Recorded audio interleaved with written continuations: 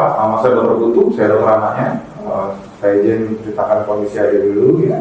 Jadi anak Bapak ini ada kemungkinan lahir pada kondisi prematur dengan taksiran berat janinnya kira-kira sekitar 2.000 gram.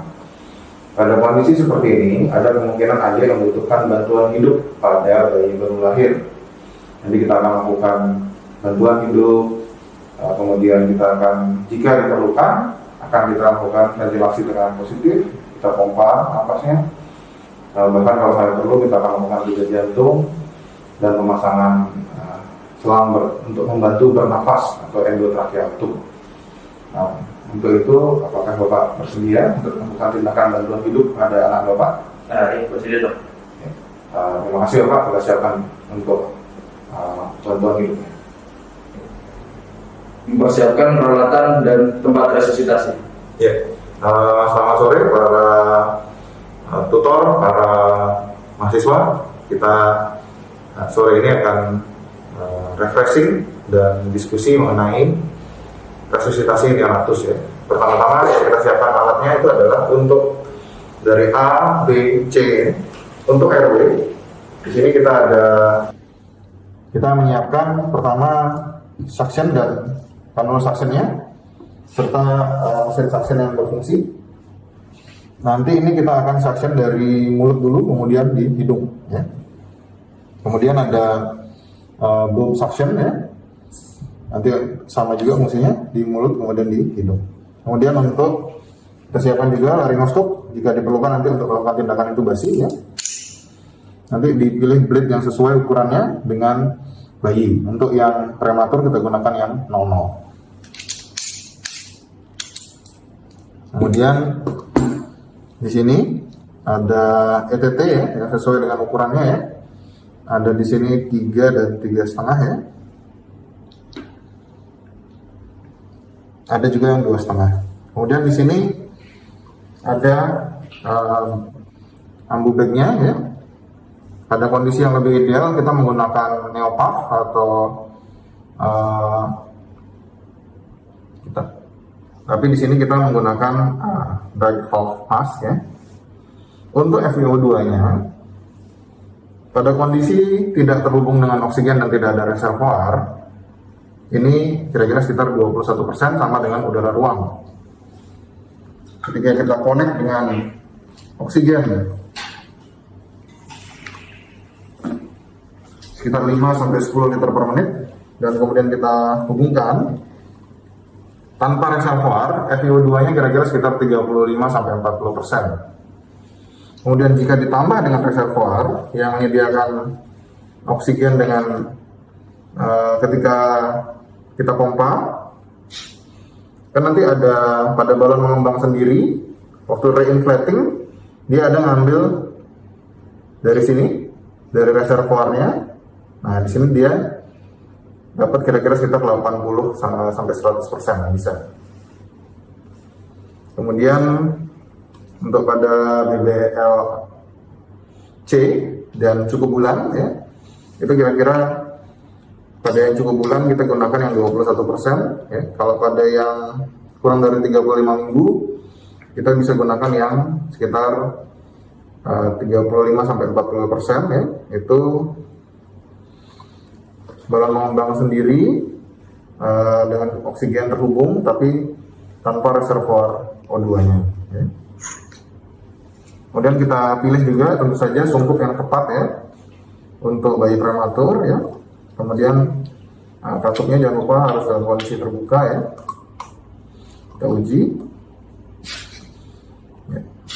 Ya, ini untuk safety cap-nya untuk biar post inspiratory pressure-nya itu tidak terlalu tinggi ya.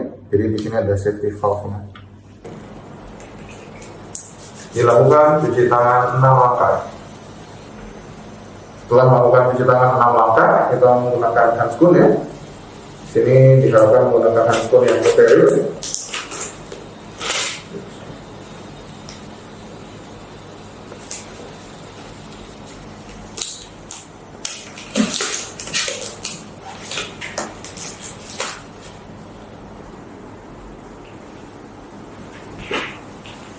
begitu kita menerima bayi, minta asisten untuk menyalakan timer. Kita posisikan bayi. Ya, di sini yang kita nilai ada 3, yaitu apakah bayi prematur. Tadi dari anamnesis antenatal sudah didapatkan bahwa bayi prematur. Kemudian yang kedua, apakah bayi bernapas atau menangis. Yang ketiga, apakah tonus otot bayi baik.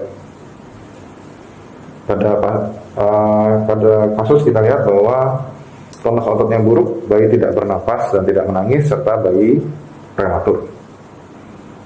Ya, pada kondisi seperti ini kita akan melakukan langkah awal. Ya, di sini kita lakukan langkah awal ya. Kita meletakkan bayi sedemikian rupa sehingga tidak menghalangi pandangan untuk memantau gerakan dinding dada bayi ya, dan memberikan kehangatan. Di sini menggunakan radian warmer. Kepala bayi diletakkan pada posisi di bawah, paling dekat dengan badan pemeriksa. Kemudian kita posisikan bayi dengan pada posisi semi ekstensi ya. Kemudian kita pastikan sangga bahu diletakkan di antara tulang belikat ya. Nah, ini sehingga posisi kepala bayi ini semi ekstensi. Ya. Kemudian kita bersihkan jalan napas dengan alat yang tepat. Nah, ini disesuaikan dengan kondisi bayi ya. Ini pada kondisi bayi prematur. Di sini kita gunakan yang warna biru ya. Kita suction dulu. Pertama kita suction di mulut dulu. Kemudian di hidung.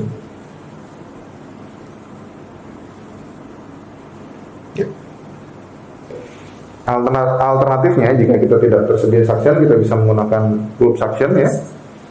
Di mulut dulu.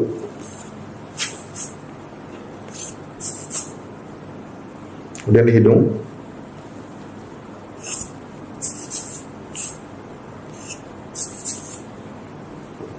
Ya, di sini kita keringkan bayi ya. Dari kepala. Dibantu oleh asisten ya, punggungnya. Di sini kita sambil merangsang taktil ya. Merangsang taktil ada salah satu caranya di punggung, diusap seperti ini ya. Kemudian kita ganti. Nah, ada juga yang dirangsang taktilnya di telapak kaki ya. Nah, sambil kita posisikan kepala bayi, kita reposisi kembali. Nah, selanjutnya kita melakukan evaluasi pernafasan, laju denyut jantung, dan pemeriksaan tonus otot. Nah, untuk menilai denyut jantungnya, ini dilakukan dengan menggunakan stetoskop, bisa juga dengan meraba di umbilikal. Di sini dihitung selama 6 detik, kemudian dikali 10. Asisten saya akan mengetuk sebanyak 6 detik, sambil saya sebagai penolong utama mendengarkan denyut jantungnya.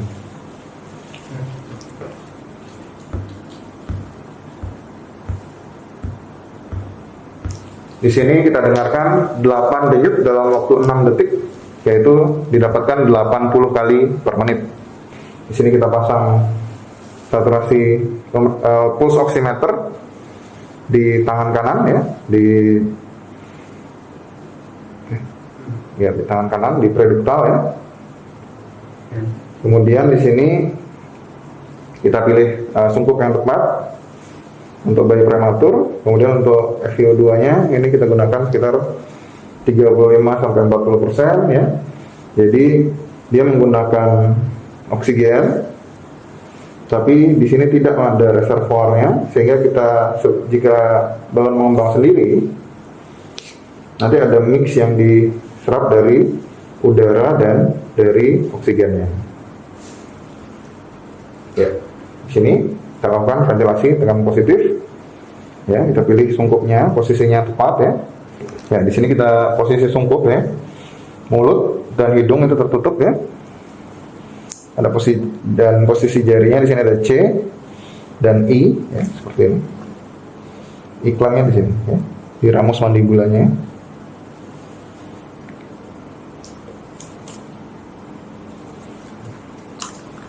Posisikan. Pompa, lepas. Pompa, lepas. pompa, lepas, lepas, pompa, lepas, lepas. Sambil kita amati gerakan dinding dadanya. Pompa, lepas, lepas, pompa, lepas, lepas, pompa, lepas, lepas. Ya. Nah, waktu kita melakukan ventilasi tekanan positif itu sambil kita melakukan mengawasi gerakan dinding dadanya. Jika gerak dinding dada tidak mengembang, maka kita lakukan langkah koreksi ventilasi, yaitu SR, IB, dan TA. S itu sungkupnya, ya, pastikan sungkupnya menutupi mulut dan hidung dengan tepat, ya, sungkup. Kemudian reposisi, kita perbaiki sungkupnya. Oh, ternyata dinding dada tidak mengembang, maka kita reposisi, ya.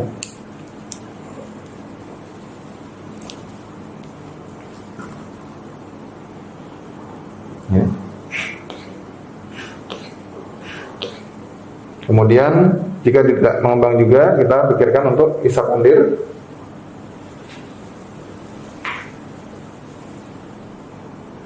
Di mulut dan di hidung.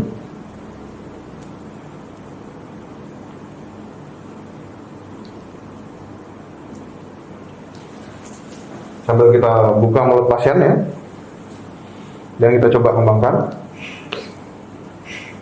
Ya, ternyata belum mengembang juga, maka kita pikirkan untuk menambah tekanan. Nah, A-nya itu kita pikirkan alternatif airway, ya. Jika sudah melakukan langkah-langkah ventilasi tersebut dan dinding dada tidak juga mengembang, maka kita pikirkan untuk melakukan intubasi, ya. Ya. Di sini kita lakukan intubasi, ya, dengan tangan kiri. Kita cari masuk dari sisi mulut sebelah kanan, kita singkirkan lidahnya, kemudian kita masuk cari untuk epiglotisnya, ya. Di sini sudah kita temukan. Ya, di sini kita bisa lihat rima glotisnya, ya. Kemudian ini kita masukkan endotracheal tube-nya. Untuk yang berat badan 2 kg, ini kita perlu ETT nomor 3 atau 3,5 dengan kedalaman kira-kira 7 sampai dengan 8 cm di ad-libsnya. Kemudian masuk ETT yang ukurannya sesuai, ya. Di sini masuk. Kemudian kita tarik stiletnya, ya. Kemudian kita kembangkan.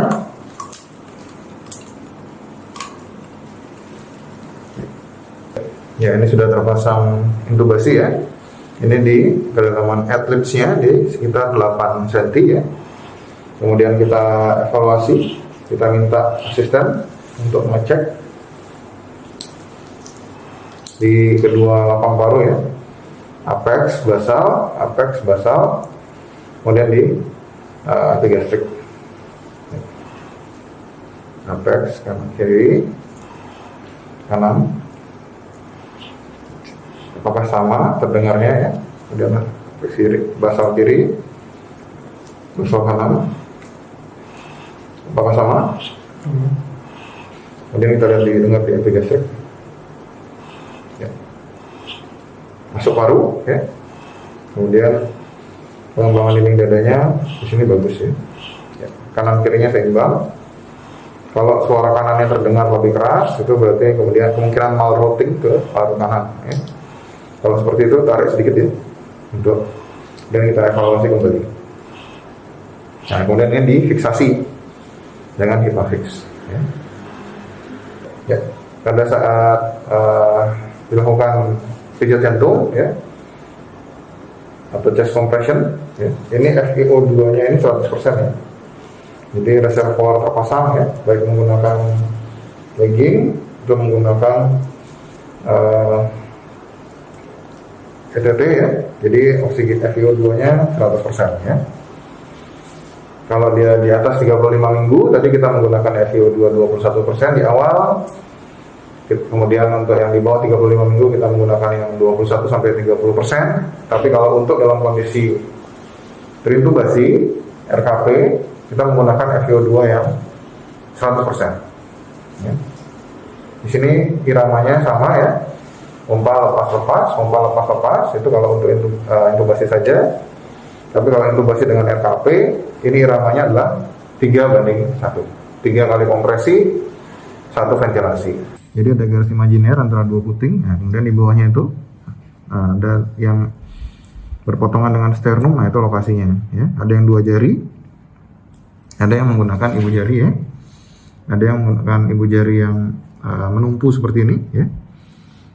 Kemudian untuk iramanya ini 1 kali pompa, 3 kali kompresi ya. 1, 2, 3 pompa, 1, 2, 3 pompa, 1, 2, 3 pompa, 1, 2, 3 1, 2, 3 1, 2, 3. Ya, ini dilakukan sebanyak 60 detik ya. Sambil setelah itu kita lakukan evaluasi ya. Nah, kita evaluasi lagi lanjut denyut jantungnya.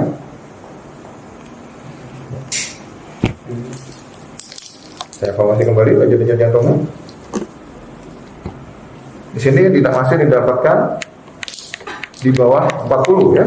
Nah, pada kondisi seperti ini, pada kondisi di mana kita sudah melakukan ventilasi dengan positif, tapi tidak berhasil, kemudian ventilasi dengan positif disertai dengan pijat jantung juga tidak berhasil, dan sudah melakukan intubasi juga, ya, kita bisa berikan epinefrin ya.